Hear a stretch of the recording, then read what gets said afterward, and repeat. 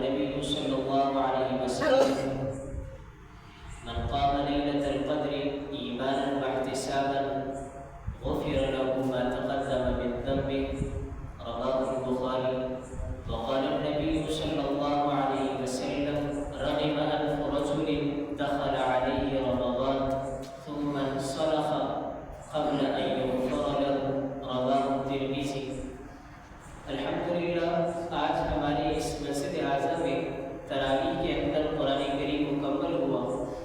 یہ بہت بڑی سعادت کی بات ہے.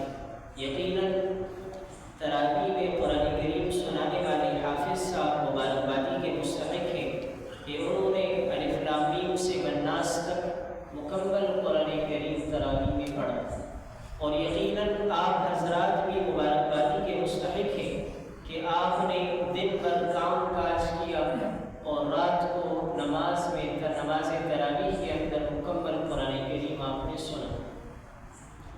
اللہ رب العزت سے ہم دعا کو ہیں کہ اللہ رب العزت کی ذات اس قرآن کریم کے پڑھنے کو اپنے بارگاہ عالی میں قبول و منظور فرمائے.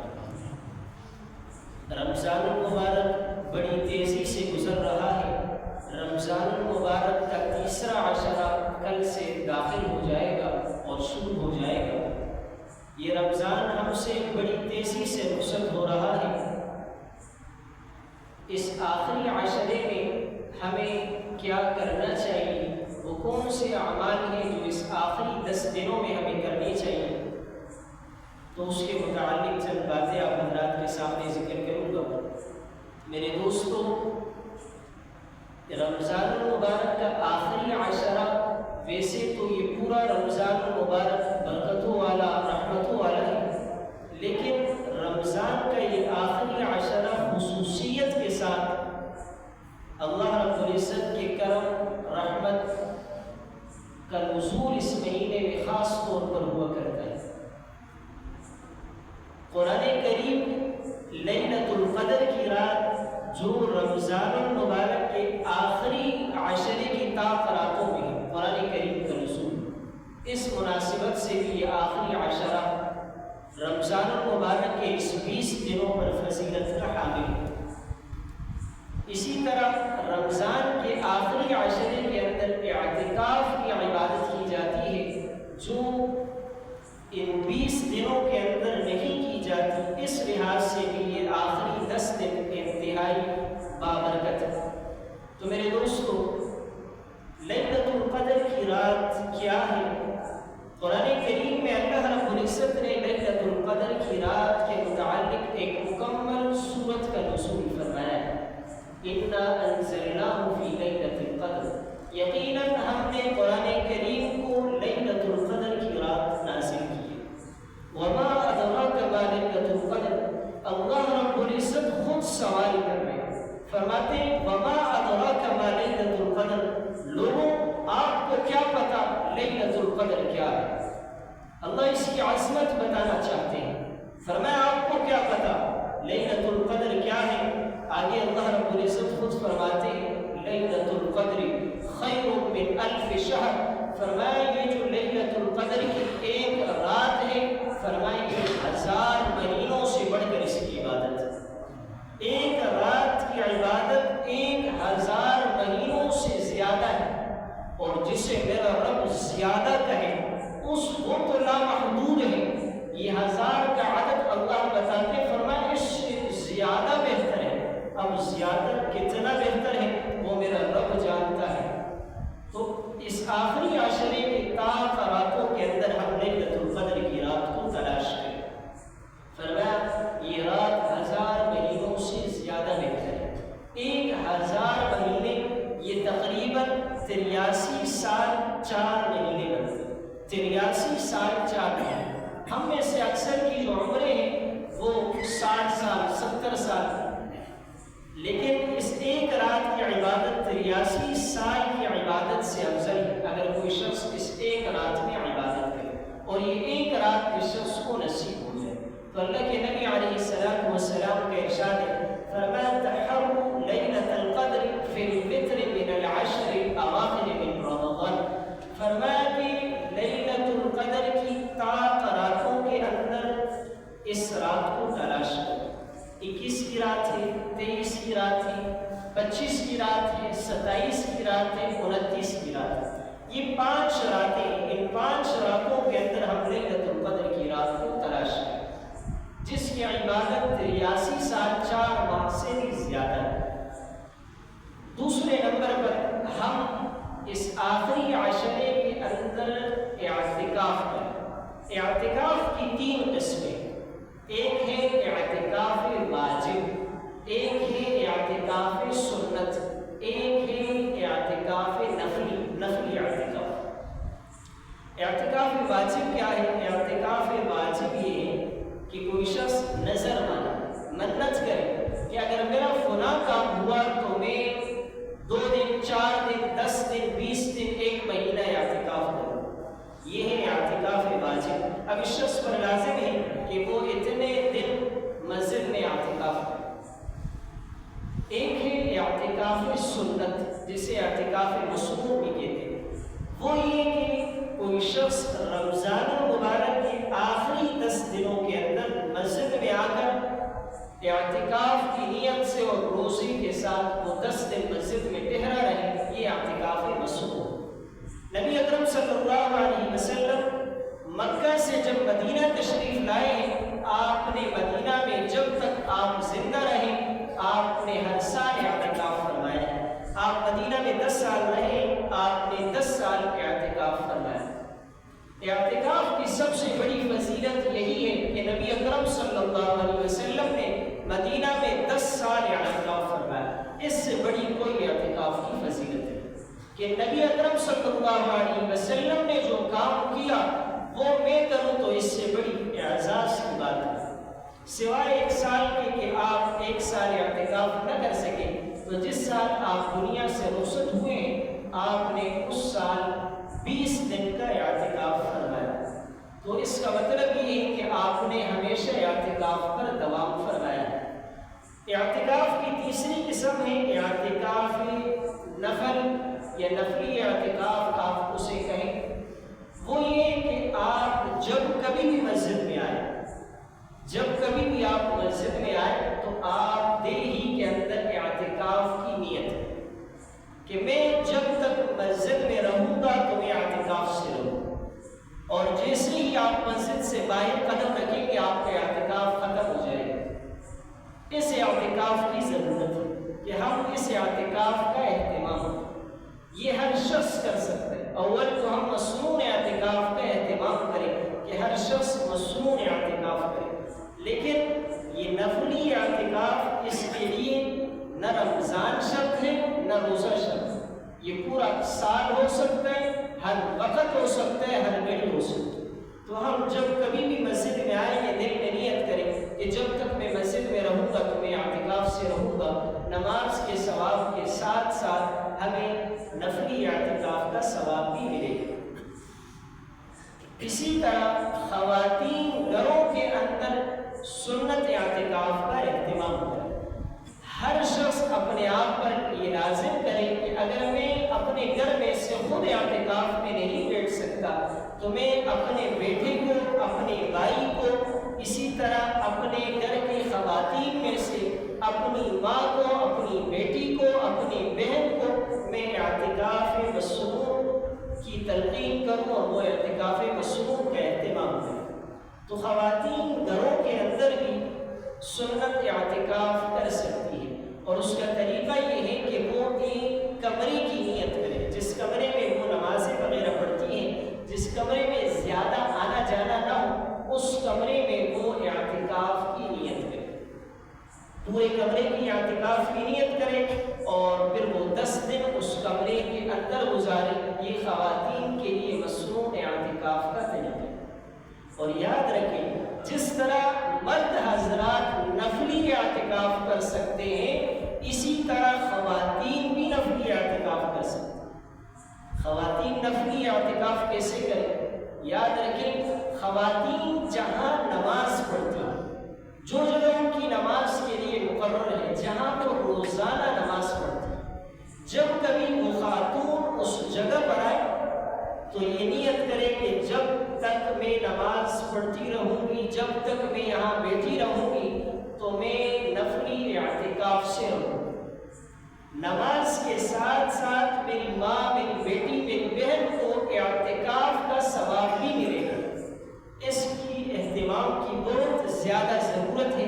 ہم میں سے اکثر کو یہ باتیں معلوم نہیں ہوتی کہ خواتین نفلی اعتکاف کیسے کریں۔ تو آپ میں سے ہر شخص کی ذمہ داری ہے کہ آج سے ہم اپنے گھروں کے اندر یہ بات بتا دیں کہ نفلی اعتکاف اگر ہم سنت اعتکاف نہیں کر سکتے تو خصوصاً رمضان المبارک کے اندر ہم یہ اہتمام کریں کہ جب کبھی ہم نماز پڑھنے کے لیے اپنی جگہ پر آئے تو ہمیں اعتکاف کی نیت کریں۔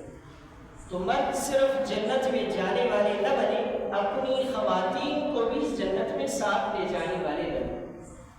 رمضان المبارک کا مہینہ اللہ رب العزت کی خصوصی رحمت و برکت والا مہینہ۔ اس مہینے میں اللہ رب العزت کی ذات اپنے بندوں کی طرف بہت خصوصی طور پر متوجہ ہوتی ہے۔ تو اس آخری عشرے کے اندر ہم توبے کا اہتمام کریں۔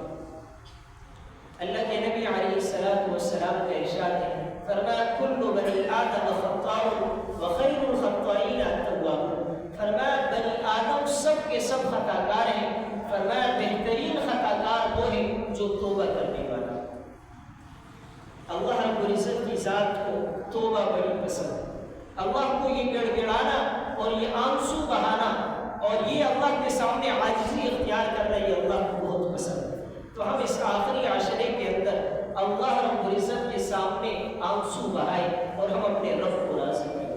یاد رکھیں، کوئی ماں اپنے بچھڑے ہوئے بچے کے لیے اتنا انتظار نہیں کرتی جتنا میرا رب اپنے بگڑے ہوئے بندے کی واپس لوٹنے کے لیے انتظار کرتا ہے۔ میرا رب انتظار کرتا ہے کہ کب یہ گناہگار بندہ میری طرف پلٹ کر آئے گا۔ حضرت موسیٰ علیہ السلام نے اللہ تعالیٰ سے پوچھا کہ اللہ جب کوئی نیک بندہ تجھے پکارتا ہے تو تو کیا جواب دیتا ہے؟ اللہ رب العزت نے موسیٰ علیہ السلام سے فرمایا جب کوئی نیک بندہ مجھے پکارتا ہے تو میں کہتا ہوں لبیک، کہ اے بندے میں حاضر ہوں۔ موسیٰ علیہ السلام نے اللہ تعالیٰ سے پوچھا کہ اللہ جب کوئی گناہگار بندہ تجھے پکارے تو اس کا جواب تو کیا دیتا ہے؟ اللہ رب العزت نے فرمایا جب گناہگار مجھے پکارے تو میں کہتا ہوں لبیک لبیک لبیک۔ فرمایا میں 3 مرتبہ کہتا ہوں کہ بندے میں حاضر ہوں، اے بندے میں حاضر ہوں، اے بندے میں حاضر ہوں۔ گناہگاروں کے لیے اللہ رب العزت کی ذات 3 مرتبہ لبیک کہتی ہے کہ اللہ رب العزت فرماتے کہ بندے میں حاضر ہوں۔ ہم اس رمضان کے آخری عشرے کے اندر توبہ اور استغفار کریں۔ اللہ رب العزت کو ہماری ایک معمولی سی نیکی پسند آ کر وہ ہماری مغفرت کا ذریعہ بن سکتی ہے۔ حدیث میں آتا ہے، بخاری شریف کی روایت ہے، اللہ کے نبی علیہ السلام نے ایک شخص کا تذکرہ کیا کہ جس کی زندگی گناہوں میں گزر رہی تھی۔ جب اس کے موت کا وقت آیا اس نے اپنے بیٹوں کو وصیت کی کہ بیٹوں کہ جب میرا انتقال ہو جائے تو میرے جسم کو جلا دیں، اور جلا دینے کے بعد کہا کہ جو راکھ بن جائے اسے پیس دینا، اور پیس دینے کے بعد جس دن تیز ہوائیں چل رہی ہوں ان تیز ہواؤں کے اندر میری یہ راکھ سمندر میں بہا دینا۔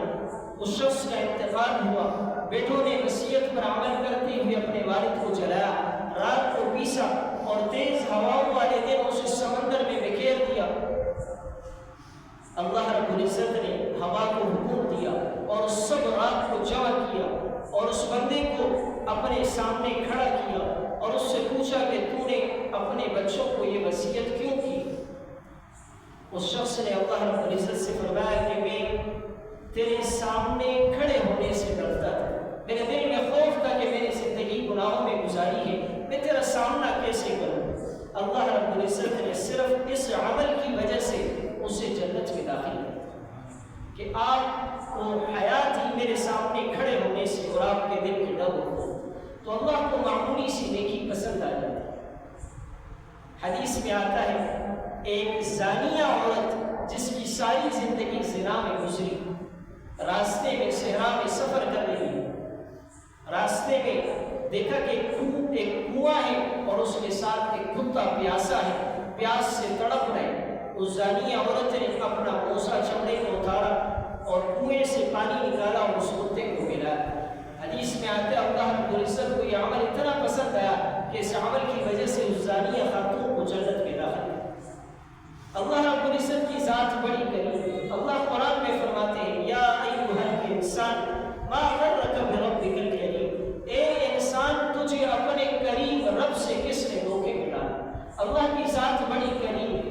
کریم کسے کہتے ہیں؟ کریم اس شخص کو کہتے ہیں جو بغیر استحقاق کے، آپ مستحق نہیں ہو، آپ میں قابلیت نام کی کچھ نہیں ہے، لیکن وہ شخص آپ کو نوازے، وہ کریم کہلاتا ہے۔ اللہ کی ذات کریم ہے۔ میں فجر کی نماز نہ پڑھوں، وہ مجھ پر اس دن کا ناشتہ بند نہیں کرتا۔ میں ظہر کی نماز نہ پڑھوں، اس دن کا کھانا مجھ پر بند نہیں کرتا۔ میں اس کی ہواؤں سے لطف اندوز ہوتا ہوں، میری سانسیں چل رہی ہیں، میں منہ میں نوالا ڈالتا ہوں۔ اللہ نے دو نالیاں بنائی ہیں، سانس کی نالی ہے، کھانے کی نالی ہے۔ وہ رب میرا وہ نوالا سانس کی نالی سے ہٹا کر کھانے کی نالی میں لے جانے والی وہ رب، وہ ذات ہے کہ جو دن رات میری حفاظت کر رہی ہے، اور دن رات میں اس کی نعمتوں سے لطف اندوز ہو رہا ہوں۔ میں ساری رات بے حیائی دیکھوں، رمضان کے مقدس راتوں کے اندر میں ساری رات بے حیائی دیکھوں، اور وہ رب صبح میری آنکھوں کی بینائی نہیں چھینتا۔ میں ساری رات گانے سنوں اور غیبتیں سنوں، صبح وہ رب میری کانوں کی شنوائی نہیں چھینتا۔ ہماری زبانوں کی لذت باقی ہے، ہمیں نظر آ رہا ہے، ہم سن سکتے ہیں، یہ اللہ کا ہم پر سب سے بڑا کرم ہے۔ اگر گناہ سے بدبو آتی تو آج ہمارے قریب کوئی بیٹھ بھی نہیں سکتا تھا۔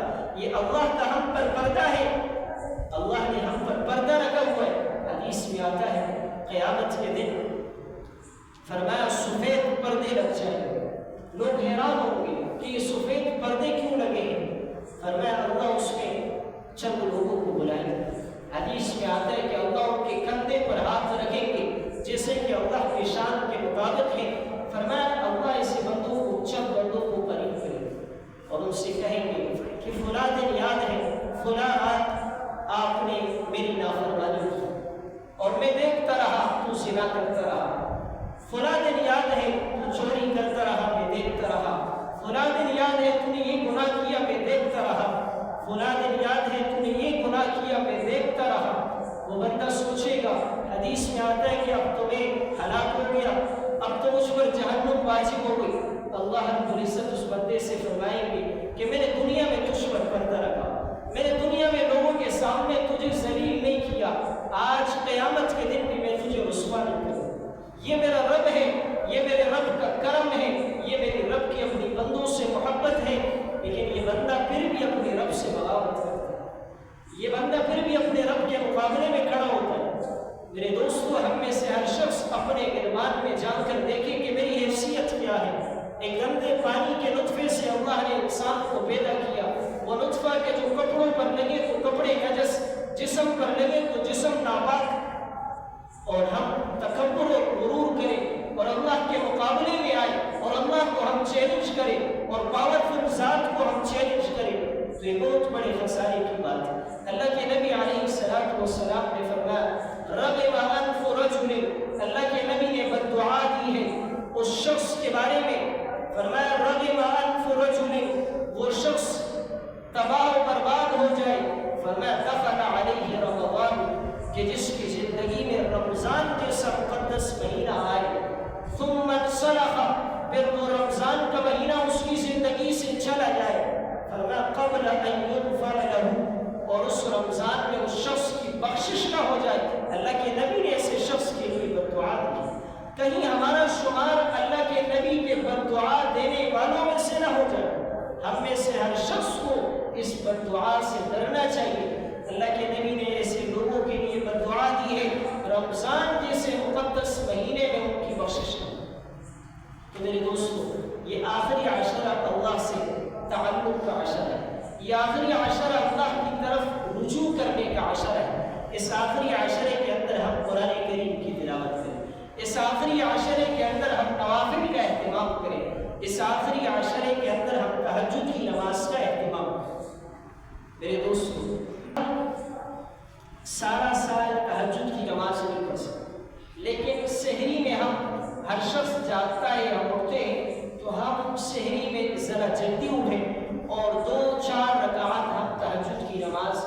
اہتمام سے پڑھیں، اس کی کوشش ہر شخص کرے۔ اور دوسرے نمبر پر ہم قرآن کریم کی تلاوت کریں۔ یہ رمضان ہم میں سے ہر شخص پر گزر جائے گا، یہ وقت ہر شخص پر گزر جائے گا۔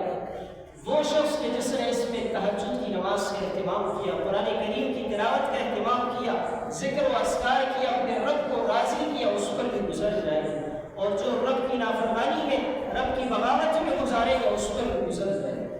پچھلے رمضان کتنے سارے لوگ ہمارے ساتھ موجود تھے، اس سال کو نہیں۔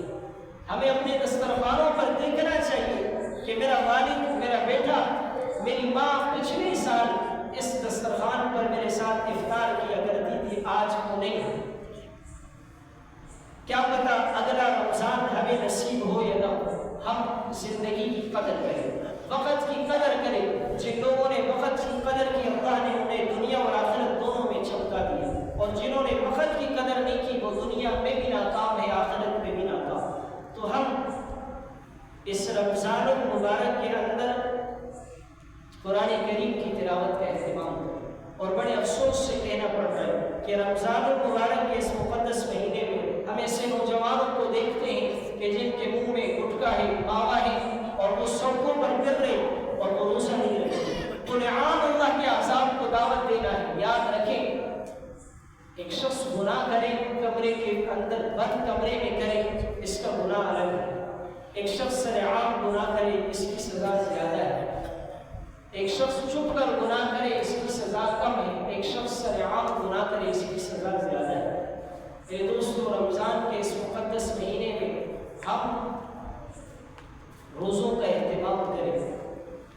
ہمیں بہت سارے ایسے نوجوان نظر آ رہے ہیں کہ اس رمضان کے مقدس مہینے کو وہ پامال کر رہے ہیں، وہ رمضان کے اس مقدس مہینے کی حرمت کو پامال کر رہے ہیں۔ ہم رمضان کے اس مقدس مہینے کی عزت اور حرمت کو پامال کرنے والے نہ بنیں۔ ہم اس میں روزوں کا اہتمام کریں۔ اللہ کے نبی نے فرمایا، جو شخص رمضان کا ایک روزہ، رمضان کا صرف ایک روزہ بغیر کسی عذر کے چھوڑے گا، اور فرمایا پھر قیامت تک اس کی قضا میں وہ روزے رکھتا رہے، فرمایا اس ایک روزے کا بدل نہیں ہو سکتا، اس ایک روزے کا ثواب اسے نہیں مل سکتا۔ تو میرے دوستو، عرض کرنے کا مقصد یہ ہے کہ ہم اس رمضان کے آخری عشرے میں ایک اعتکاف کا اہتمام کریں۔ سنت اعتکاف اگر ہم کر سکتے ہیں تو بہت اچھی بات ہے، اور نفلی اعتکاف کا اہتمام تو ہر شخص کر سکتا ہے، خواتین بھی کریں، مرد حضرات بھی کریں، اس کے اہتمام کی ضرورت ہے۔ اللہ رب العزت سے دعا ہے کہ ہم سب کو ان تمام باتوں پر عمل کرنے کی توفیق عطا فرمائے۔ وآخر دعوانا ان الحمد للہ رب العالمین۔ دعا